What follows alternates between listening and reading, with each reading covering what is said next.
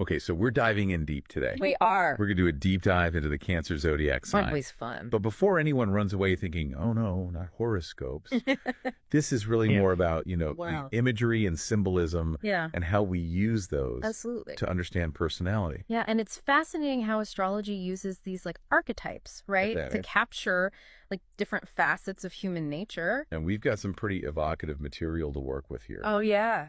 The description that we're starting with calls Cancer the moonlit healer. Okay. So it paints this picture, of soft music waves gently rolling in under the moonlight. I love that. What kind of person does that make you think of? It immediately makes me think of someone who's incredibly nurturing and empathetic.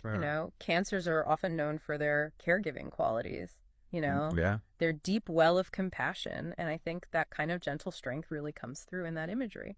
Yeah, and there's this story about a child injured and vulnerable, and they find healing through Cancer's lunar energy. And it even says, I will not let harm befall this place.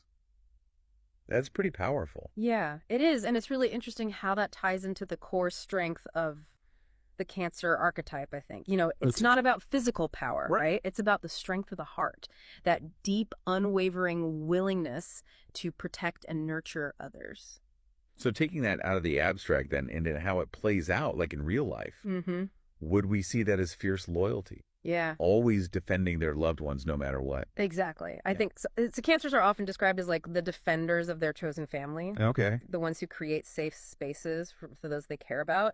And it's that emotional fortitude, that unwavering devotion that really sets them apart.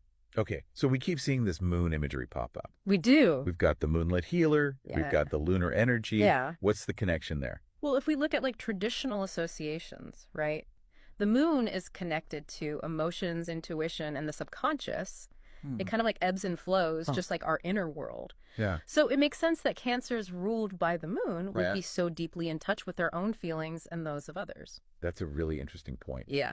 But it makes me wonder, is there a downside to yeah. all this intensity? Yeah. Could someone be too nurturing to the point where it's almost smothering? That is a great question. And I think it speaks to that inherent duality in all of us. Yes, a Cancer's strength lies in their emotional depth, but too much of anything can become unbalanced, right? Right. It's like anything else. Yeah. You need to find that equilibrium. A healthy Cancer channels that energy in a way that empowers both themselves and others. Right. So it's all about finding that balance. Exactly. This has been a really insightful look at the Cancer archetype. It has been. But I want to leave everyone with a thought as we wrap up. We've explored this moonlit healer imagery, but could there be a shadow side? Interesting. What happens when that protective instinct turns inward and becomes maybe a bit too self-protective? Oh. Something to ponder. I like that. Don't you think? I do.